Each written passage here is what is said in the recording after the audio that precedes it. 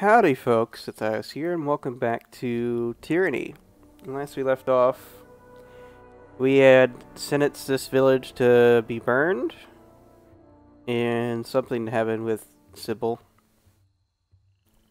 Don't remember right offhand, it's been a minute since we've last played this. So, as far as what we have left to do, there's the Forge Mount Iron. There's some iron here in this village. We gotta find it before they burn this place to the ground. So let's figure that out. Oh, there's someone here who's named who I don't think we've talked to before, so we might as well see if he has anything to say. Old Man Mua. I've already told you, I'm not leaving my home. The man slams his fist together for emphasis, glaring at you with a startled brow. Oh, you aren't those purple imbeciles. Sorry, I didn't mean to yell. Eyesight isn't what it used to be. Name's Mua. Been here since old King Akon claimed the valley as part of his own. You're with Kairos, right? He jabs a finger at you with the question. And Kairos brings peace, right? Well, I surrender. Now leave me to my home and privacy.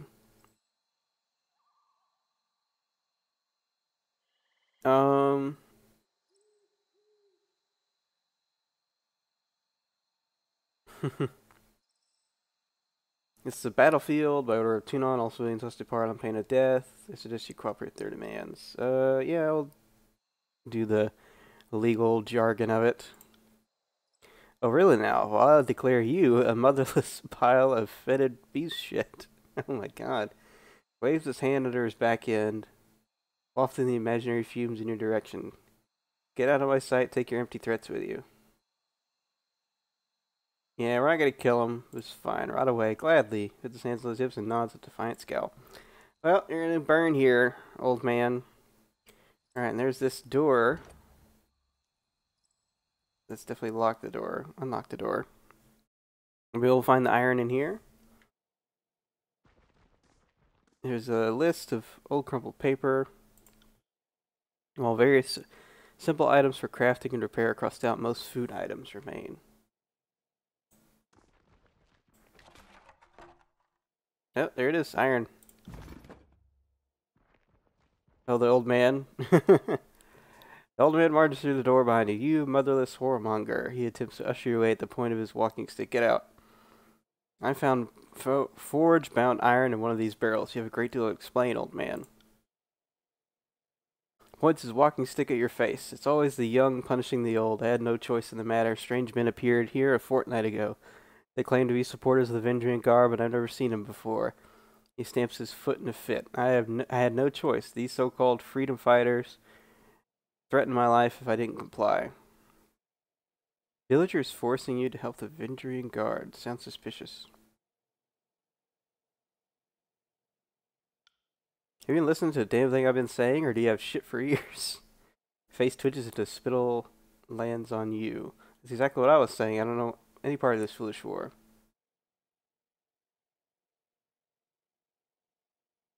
It seems like your stubborn ignorance may have saved you. I'm taking the iron, you may stay. Thank you, Fatefinder. Alright, well, you're not going to be too thankful. Because, this village is going down.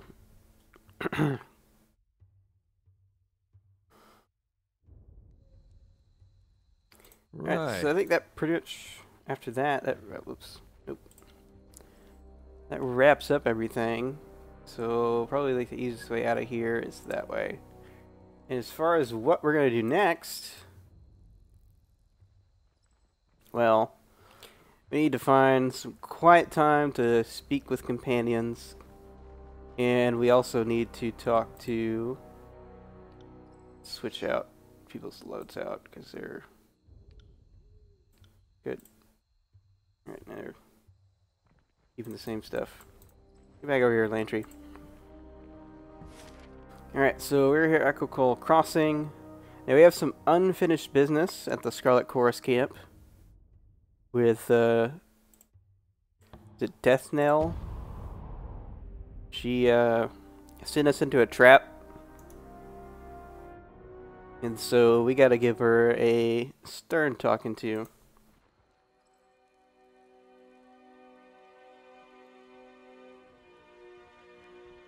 How's it going? Oh, that's right. We gave her up to them. Okay. Now I remember. Alright, Death Knell. Fate Binder. Death Knell nods in your direction. Now, what do you need? We can say that she's got some explaining to do. We can tell you what the scholar rules. Now we're punching her. Punching her. In one swift stride, you close the distance between the two of you and land a punch squarely in her stomach. The force of it knocks her back a pace, causing her to take a knee. She lets out a few coughs before regaining composure and standing back up. You hear any chorus member try anything like that again, and I'll put you on a spike myself. Yeah, definitely. Nurses her stomach and replies with a strain in her voice. I'll make a note to watch my step around the Fate Binder of Tunon. Just before she walks away, she takes out one of her swords and gives it a once over before tossing it into your hands. Good punch. Okay. Yep, thank you. Alright. So we get Twisted Iron Sword and a Cleansing Charm. So immunity to poisoning.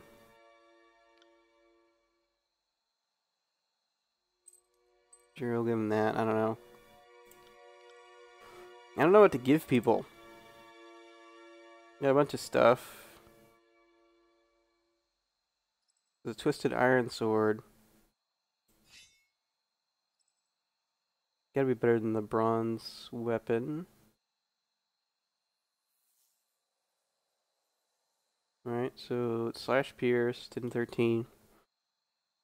Doesn't have the accuracy up, but it does more armor penetration. So we're fighting those freaking... Fighting those guys who have the,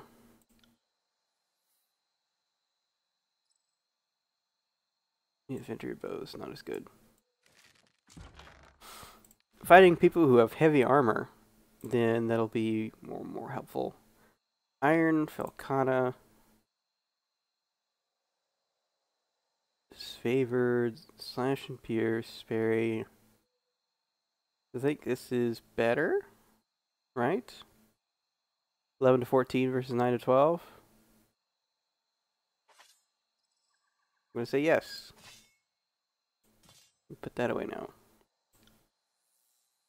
As far as boots go, deflection's worse. Disengagement defense is higher. Might as well. Let's put our boots over there. We have a bunch of staffs and stuff. Sage's Hood. It's kind of like the same. It's just all about like, what do you like for Lantry better? I think that'll do. Don't know why he has cheese. Wizards and cheese. So we already know this sigil, so we'll probably... I don't know what scrolls do. If you can like put them in and use them as normal, or if you know them to useless. I'll put them on the quick bar and see how that helps us. We'll put these away and sort through those later. Sort through the mead. I'm assuming... Nope, we can go up to probably like 10, I'm assuming. Alright, so yeah, we'll do that. Anywho, wasting a lot of time. Do we have anything else that we need to do here? No. So we gotta talk to his favorite camp for like all of these and talk to the Archons. Vittles? I don't know if we know Vittles. We'll see how Matani's doing. What do you fight for? Yeah, she's all, you know, righteous and whatnot, self-righteous. Vittles? I don't know if we talked to Vittles.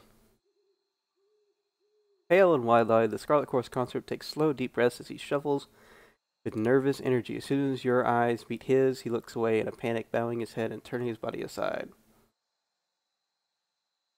You can see, we can ask him just, yeah, what's his name? You couldn't mean me, could you, Captain? He turns to face you, but refuses to meet your gaze. Cheeks tinged red, his body tenses, his chest puffing forward, even as he stammers and stumbles over his reply. Walden. My mom named me Walden because she knew I'd be tall as the mountains. But here they only call me Vittles.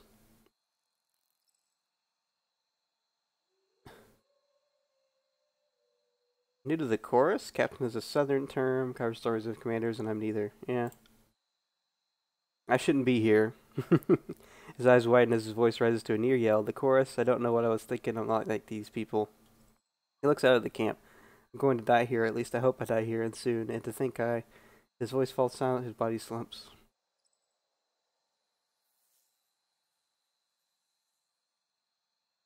Why was this a mistake? Did someone take the vow for you? No, but I was forced to take the vow. He places his flattened hand to his neck in a pantomime of a blade. They slew my paw right in front of me, then told me I was next if I didn't join the chorus. I never served in the village watch. I didn't know it'd be like this. Never served in the watch. How old are you? How old? A startled look crosses his face. I'll be, past that I was born in 418. That makes me, he lifts his fingers to count. He's entirely acted. He trails off, mumbling incoherently. Yeah, let's say it makes him too young to be in the chorus. Some of your gang leaner. I'll solve it. Eyes bright with a short-lived burst of hope, the boy glances at a scraggly, wiry, muscled man playing dice. Two-tooth. His voice cracks as he calls out to the gang boss.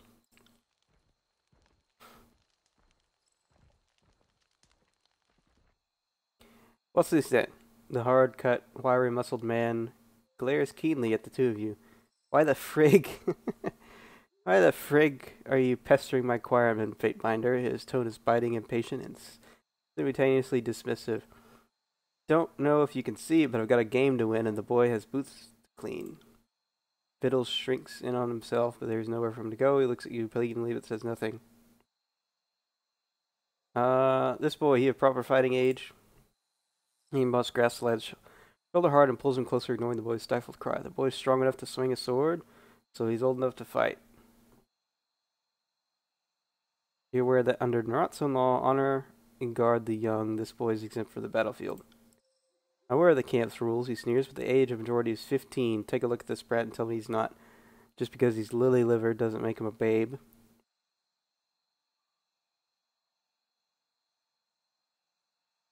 So we can do an intimidation thing.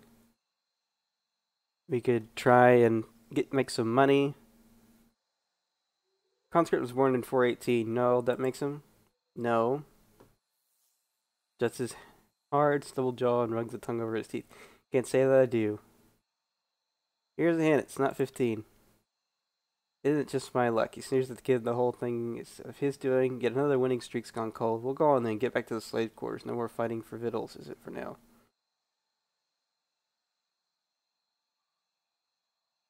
Yeah. Aren't you forgetting something? Children are a valued and protected commodity in the chorus. He's a member of your gang. You'll need to properly serve and protect him until he comes of age. What's that? He sneers at Vittles, but rather than shirking, the kid glares back, emboldened by your support. I think what the Fateminder's saying is that you can't hit me no more. He smiles at you, green eyes big and bright. Right, but I can hit you now, boss, and you can't hit me back, and I can make demands like everyone else. Like, I'm really hungry, and I want some boots that don't have holes in them. Hit him all you want, kid, but be careful. In the chorus, the minute you murder someone, you come of age.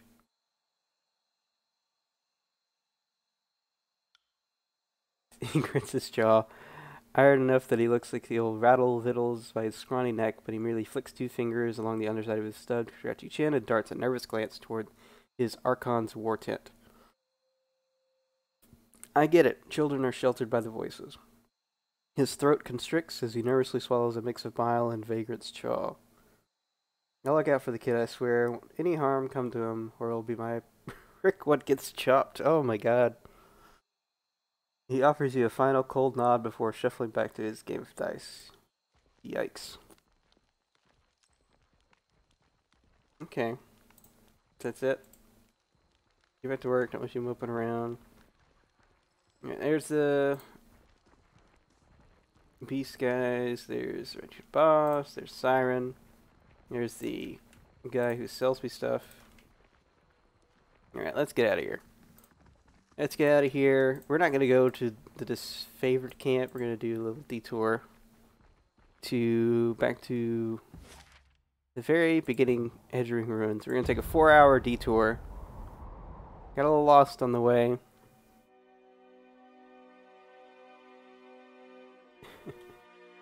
And so wasting a little bit of time. Is it this way we gotta go? I think it's this way we gotta go. We gotta go up this way. Go up here and take this thing. Just a nice quick little detour. Had a mental note in my head. And to go back and grab whatever this was. That wasn't so hard. So we got some gauntlets. Take a look at them. It'll put them in there. And we get a scroll that is very high. We don't have enough lore for it. No one has enough lore for it. Let's take a quicker look at that. See, a lore 50. Oh, it's lore 80 scroll. We only have lore 54. Okay. Interesting. Alright, so yeah, that's going to be in our thing for a while. I'll get to this favored camp and we'll turn in all this other stuff. And then get down to what's next and maybe talk to people by the end of this episode, but who knows, because like everything else, this is very long. Alright, unlock it. We got some sure shot slippers. I'm gonna put that with you for now. I'm sure it's better. Yeah, the Archons are in the war tent. Got some people that we need to talk to first, however. I think it's the blacksmith. Yeah, Isotanus, however you say his name. Have you found the iron yet? Here it is. Good things the Oathbreakers didn't get their hands on much. Oh, we got some money. I can't tell you what it means to have this back in our hands. I'll make sure to tell my superior about what we've done for the Legion. Alright, and so that's gonna be it. Alright, we need... Oh. What's going on here? Low-born mongrel, don't address me as some common trash. I'm third cousins with Vindrian Lycaria. That Folks was given to my father and he bequeathed it. Oh, the language in this. Shut your cock scabbard. When you bit your knees to the voices of the rot, you forfeited all claims to your garbage ancestry, and I'll drop it before I kick your... The disfavored warrior turns his head as you approach, and you hear a sudden shift in his tone. Just drop it. There are plenty of sticks around here. Is it the menacingly shaped stick the weapon of choice in the chorus? But it's my blade. You let me wade into battle unarmed just for a smug little laugh. Is that how you honor your allies? What seems to be the problem? This louse here was, up until recently, our enemy. He raised his Folks against us. I knocked him on his ass, and he helped myself to that weapon of his. Noble piece that he clearly doesn't deserve to wield. And I was offered a chance to make amends by serving Kairos as a vassal to the voice of Nerat. Why am I still being treated like the enemy when I'm on your side? You're lucky to be alive. Lucky that Freak Archon gives you South Knob a second chance at life when we ought to kill or gild every last one of you. Yikes. Disfavored warrior clutches his face, for the long sigh can be heard from under his helmet. Fatebinder, we're clearly at an impasse, and I doubt he'll give me the satisfaction of striking first. I will abide by your decision even if I disagree, so long as this fool here agrees as well. There, a little civility. If he's willing, so am I. Alright, so we gotta talk to both of them. Alright, so we'll talk to the Scarlet Chorus guy first. Explain in full your side of the situation. Oh, here we go. I came around to following the Overlord, but recently. Carmen looks around the camp, his face turning pale, and I guess I'm just learning how things work here.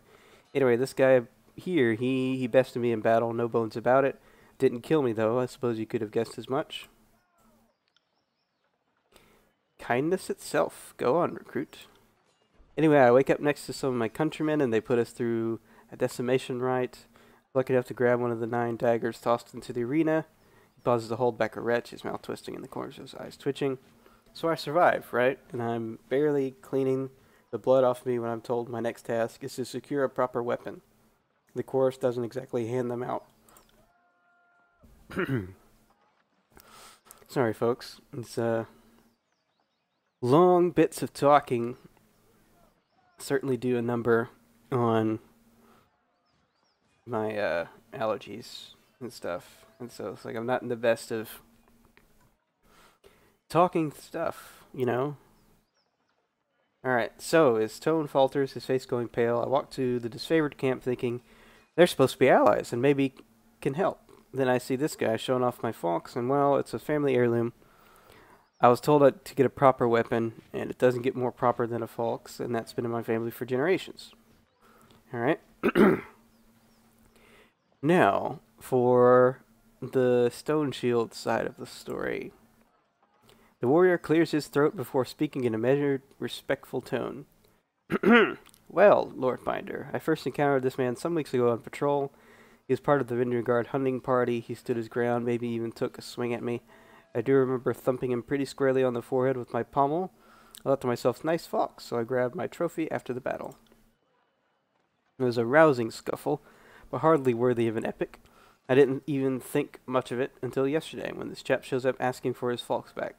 I get that he's sore about losing his family blade, but that's what happens when you raise your fist against Kairos. We don't give you back your thumbs and fingers.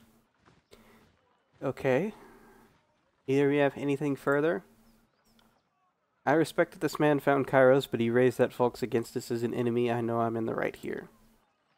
Scarlet Chorus Warrior shrugs. Shit, I don't know. I just know if I had 2 swords, I'd lend one to an ally. Seems that how allies should work, right?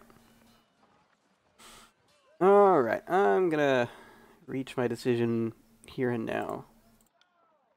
Go ahead, I'll abide by your decree. The fox belonged to an Oathbreaker, not the Chorus Warrior we see today. I judge it a war trophy.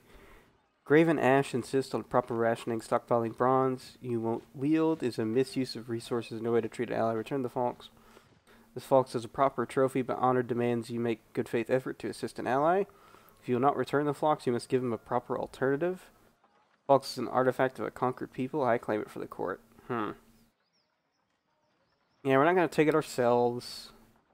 I'm not just going to judge it as a war trophy.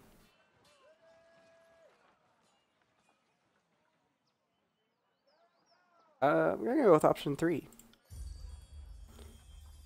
Scarlet Chorus Warrior nods silently, his face a stiff scowl. Not unreasonable, so what'll it be? So I'm to give him a weapon. The warrior's posture grows tense and silent for a moment. Right, I get it. Compromise. So he looks expectantly at you. Like you'd ever be caught dead wheeling Tears Forward bronze. Yeah. Bronze may not be the Legion standard, but I won't deny that it is serviceable enough in a fight. Not so worthless that I'm eager to give it up, especially since the chorus are only worthy to fight with rocks and tree branches.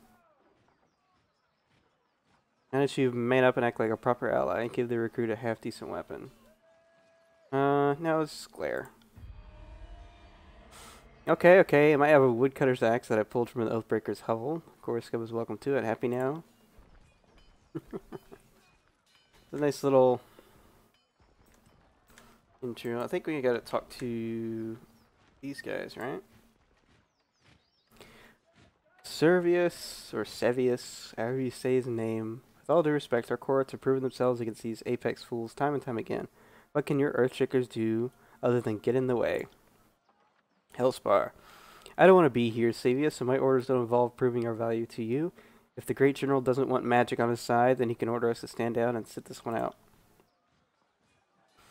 Iron Marshal Arinjos. I don't question what your mages bring to the table, Hellspar, but I have my reservations about your leaders. Why couldn't Radix show up to the siege himself? If he has more pressing issues than the state of the conquest, I would like to hear about it from his mouth.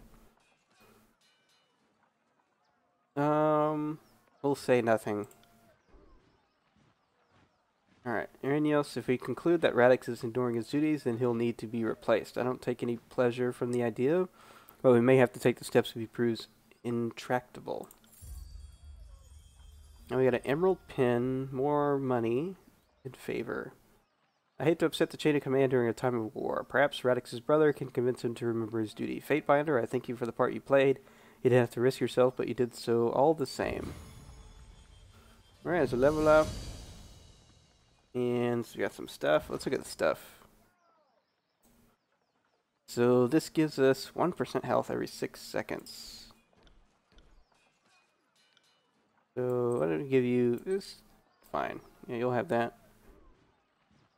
Okay, so deflection goes up 3%. Precision up 1%. Recovery's the same. The unarmed attack is better, which we won't use, but I like that there's unarmed attacks. That's something I definitely don't do often enough in the is like monk type style playthroughs. I don't know.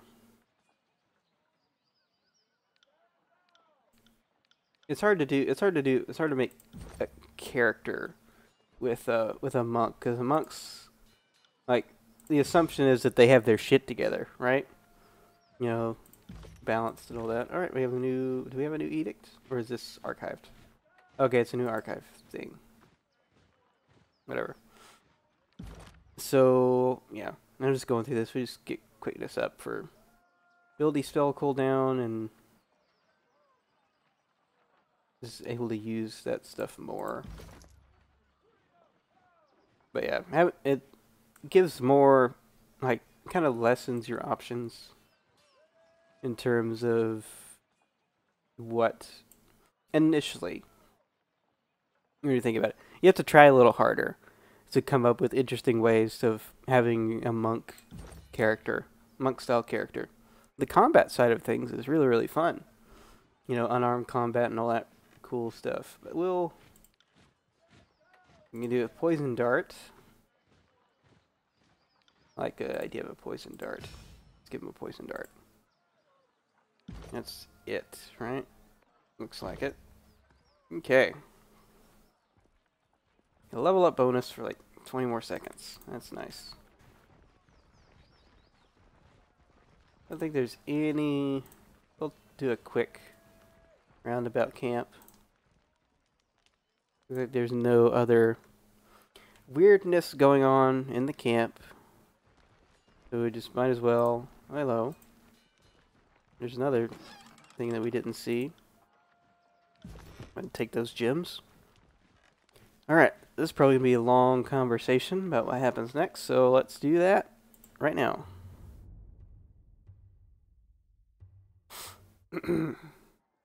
It'll be some voice acted stuff where I don't have to talk as much. Because boy, is that killing my voice. How can we trust your rabble not to turn at this last moment? How many of your conscripts have family bonds to the Vendrian Guard?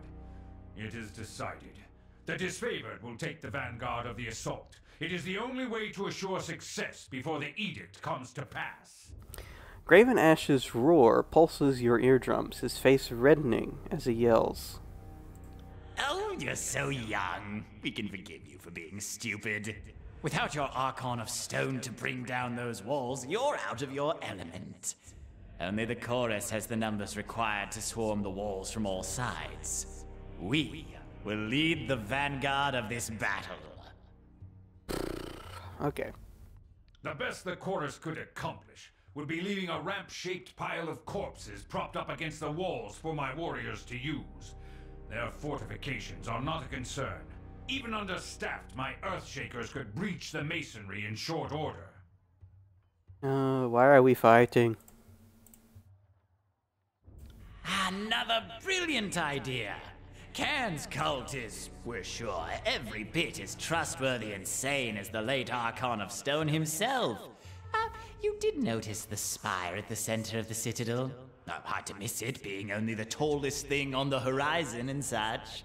Certainly your Earth mages won't do anything stupid like, say, breaking the spire's foundation. What could possibly go wrong? The voices of Narant lazily twirls his scepter, so he says something to us in our head. We love saying that name, Cairn, just to watch him squirm. Graven Ash had so much hair back before he met us. I trust them more than I trust your circus of rapists, sell swords, and turncoat tearsmen. Archon Ash turns his head and upon seeing you in the tent, relaxes his posture. Tunon's Fatebinder has arrived. The war tent falls silent, and all eyes turn on you expectantly. We can say our operation at Echo Hall Crossing and Tripnell were successful. Where we were marching towards Ascension Hall. Little help from this favor, despite the ineptitude of the chorus. Done bickering.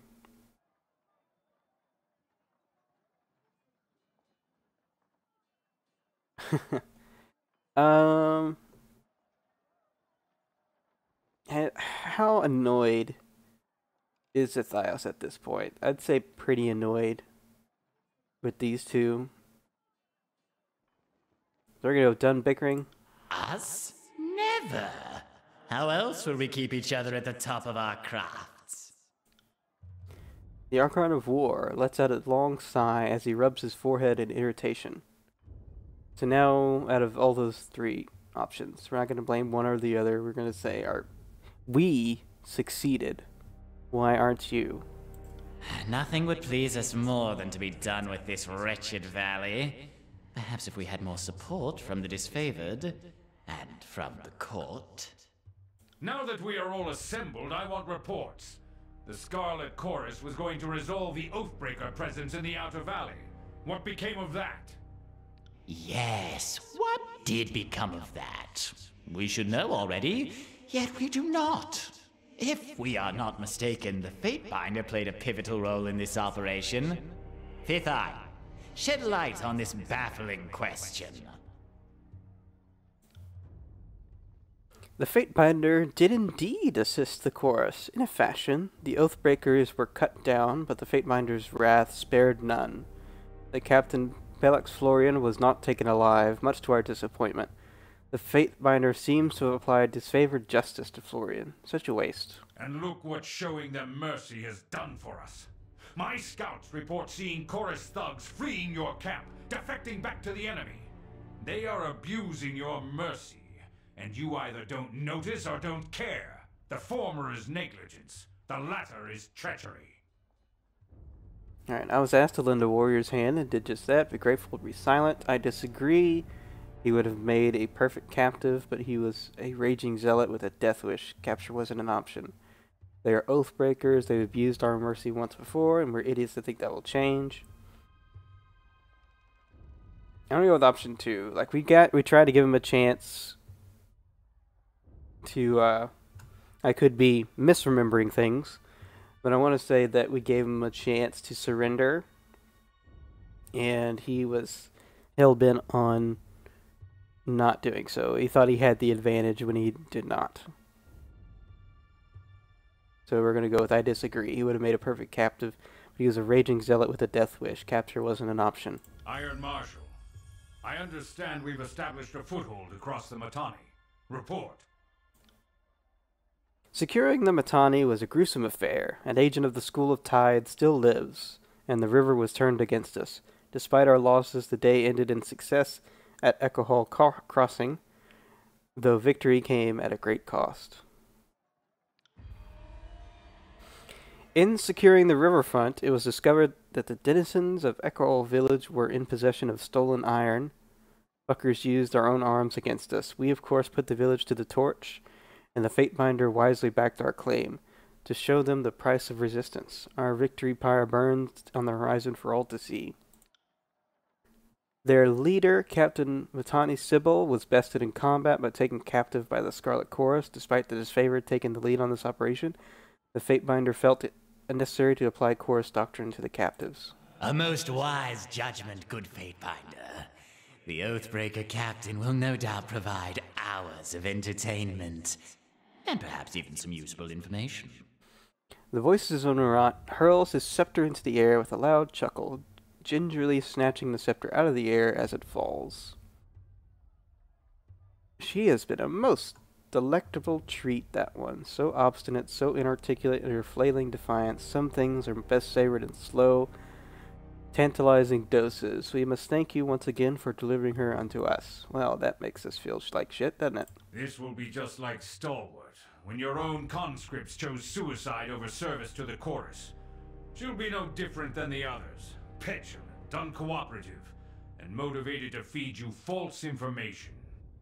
Alright, so arguing over this seems meaningless. Solving the edict matters most of all. Perhaps the Tearsmen are smart enough to choose death over being associated with Scarlet Chorus. Do you think the Tearsmen so pathetic and harmless, yet you seem pathologically afraid of what they might teach the chorus. Excuse me. Yeah, again, resolving the edict matters most of all. The Fatebinder is right. We argue over trivialities when we should be closing the vice on the Oathbreakers. Let us march on the double. The disfavored will lead the charge. You mean the Scarlet Chorus should lead the charge? Oh, Over God. 2/3 of your legion remains trapped outside the valley. Only the Chorus can bring to bear the strength and numbers this assault requires. Kairos' Day of Swords approaches, and our allies in the disfavored and the court refuse to work with us. There is clearly only one reason for this. Graven Ash and Tunon have allied against us. You conspire to rob us of our deserved glory. Emerald-colored trails appear in the air as the Archon madly swings his scepter, gesticulating with growing rage. We see how it really is. You're all against us. We could remain silent. We could, if you two are unwilling to work together as Fatebinder of Tunon, I will order you to do so. Conspiracy, you're the one who has acted the fool this whole time. Enough bickering, we're running out of time to take Ascension Hall. Yeah, we're taking charge of the situation. So if they're unwilling to work together, then we shall. With whom do you stand?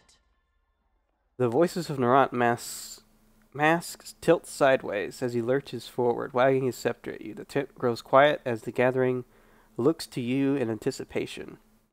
Now is not the time for compromise. One of us will have the honor of completing this glorious conquest.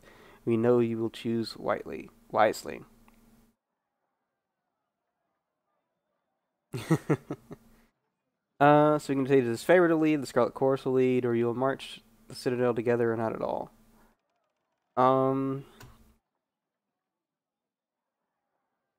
Didn't know this would present an option. I was thinking out of those two options that the Scarlet Chorus was making the better argument for who would lead the assault just because of more manpower. And the Earthshakers that we've come into contact with didn't seem all that imposing as they probably should have seemed because they were trapped. But we'll try and get them to lead an all-out assault together. You test my patience, Fatebinder. We did not ask for a weak compromise that leaves all parties unsatisfied. Whom do you support? Are you going to let the Scarlet Chorus traitors have their way? Or will you stand by Kairos' true disciples, the disfavored?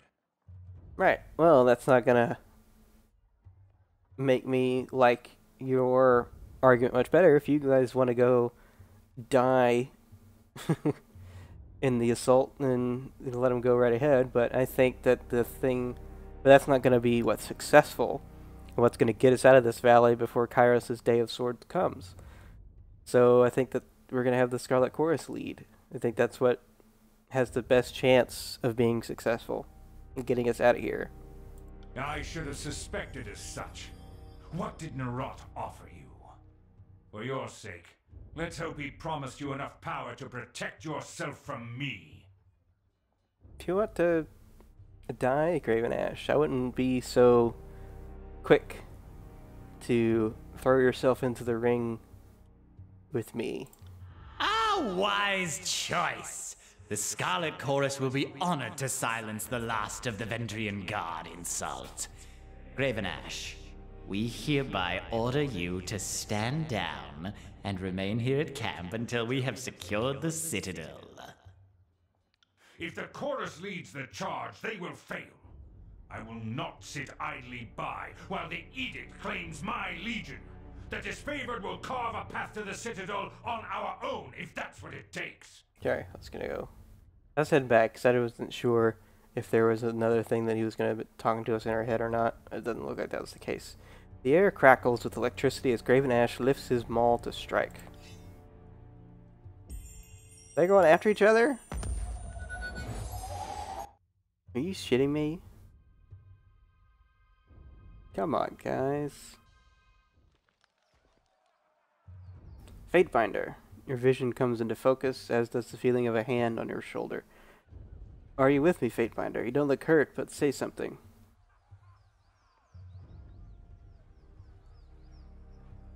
Something. Ah, good. Same old Fatebinder. Was worried there for a second. You've been seriously hurt. Yeah. Your guardian here came to your rescue. The crimson spear taps Barrick on the shoulder with a hearty smile. Barrick turns to greet the jester with a cold stare. I wasn't trying to save you. I was trying to save her. Oh. Barrick, into verse. And what happened, you bleeding hard iron shit tower? I don't think the feeling is mutual, Barrick. I picked her up and she stabbed me. Put a dent in my side that I won't forget. So I put her down and dragged you out here to recuperate. What is it with you two? This is no time to narrate our life stories. If the edict comes crashing down on our heads, none of it will matter anyway. True. On that note, better to leave now while we're well parted. You've made your allegiances clear. I hope you serve a good long term with the Scarlet Chorus, and that we never meet on the wrong side of the battlefield. Barrick, what the hell? So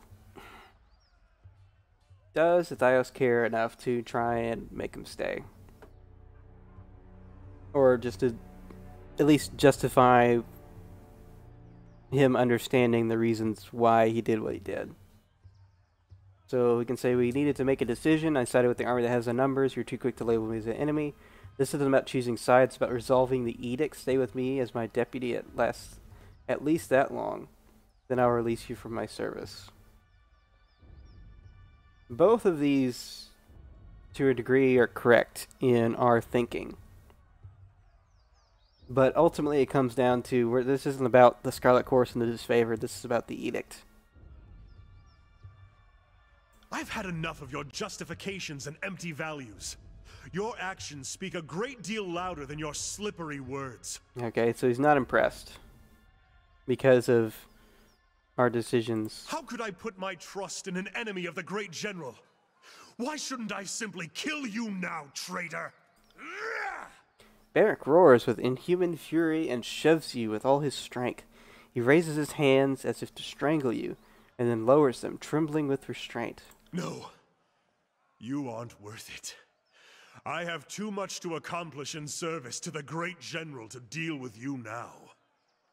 When we meet in the field of battle, I won't have any reservations about cutting off your breath.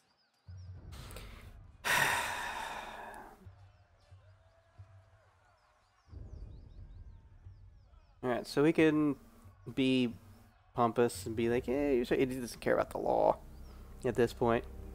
So you get out of here, or we can punch him back. I think that growing up in a beast tribe, that maybe this was a way to resolve a conflict between people with fighting rather than words. And so I think we're just going to punch him in the gut. Barrick takes a blow with only the slightest grunt of displeasure. He rises to full height, towering overhead like a statue of iron. So we can say, now that I have your attention, submit, only I have the strength to break this siege. Or we have our other two options. Yeah, let's try that. You are incompetent, and this war will take you like a row of wheat before the scythe. You would put your trust in thieves and rapists before the Archon of war. But I will allow that this stalemate has drawn on for too long, and your influence has been felt. I will remain at your side, if only to see this edict undone. Beyond that is anyone's guess. I like this. The voices of Narat has already departed for camp, and I'm headed there now. Come, join us. We would be honored to have you join us for the assault. He lets out a wicked chuckle as he turns to depart. I mean, not like there's anything left for you here. So, yeah, it looks like he magicked us out of camp. Just interesting. I like that a lot. I don't know if there was actually like ways to like have. It seems like with this system, if I go to it, where can I find that? In here in companions, between loyalty and fear. It seems that Ebb. Well, I wish I didn't know that, especially with these two. So it seems like we're gonna get a few more people, maybe.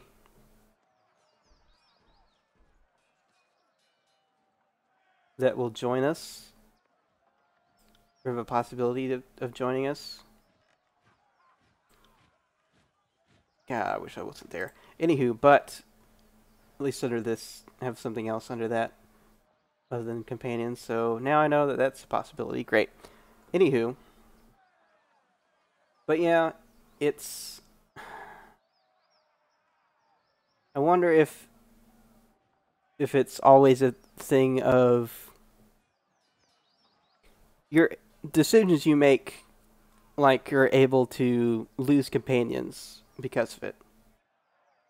And that's always a tough thing to do in game, and I think it's still a thing that's starting to be developed further and further.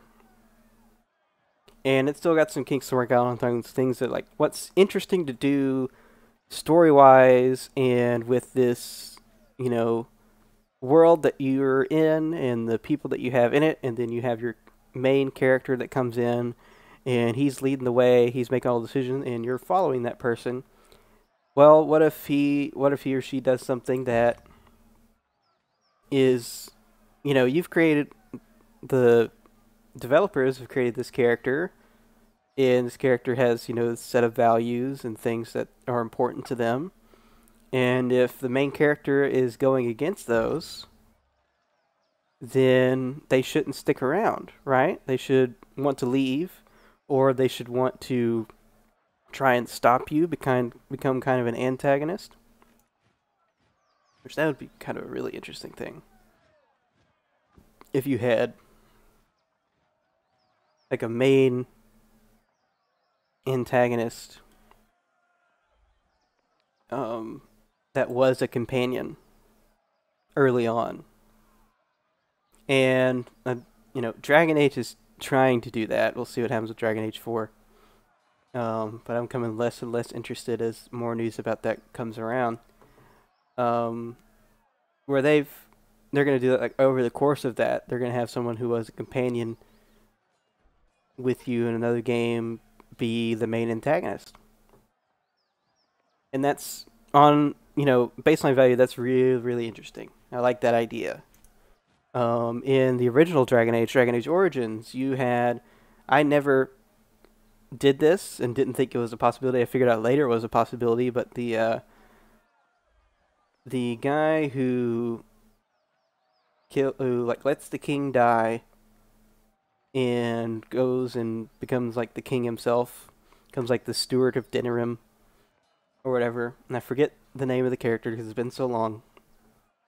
But I figured out later that you can not, you know, kill him or put him in prison. Like, one of the options is that you can recruit him and make him a companion, which I think would make sense. But a lot of the characters that I would play in that are like so pissed with that person at that point that it's hard for them to like even see the benefit of bringing him along, because he was a traitor to the country and to them. And so that's a hard thing, hard thing to come back from. And the fact that they have that option where you can redeem that man and have him be a companion in your party is really, really cool. You had an antagonist for a good portion of the game become a companion for the late game. And that was really, really cool. But, so stuff like that. I wonder if this game does anything to build off of those type of things. Or if this system is just, how they react to you. Like, what their values, what you do in the world, what your decisions are while they're around, makes it to where either they, respect you more or hate you. And maybe the hate gets up to a certain point to where they'll, gets to a breaking point where Barrick is like, screw you, I'm going to kill you. Or screw you, I'm going to leave. Things like that. We'll see. We'll see if that's there or not. I'm intrigued to see what the system holds for us. So, after that spiel, we gotta go and assault the Citadel next time. So, until next time, this has been Sathios signing out for now. Bye, folks.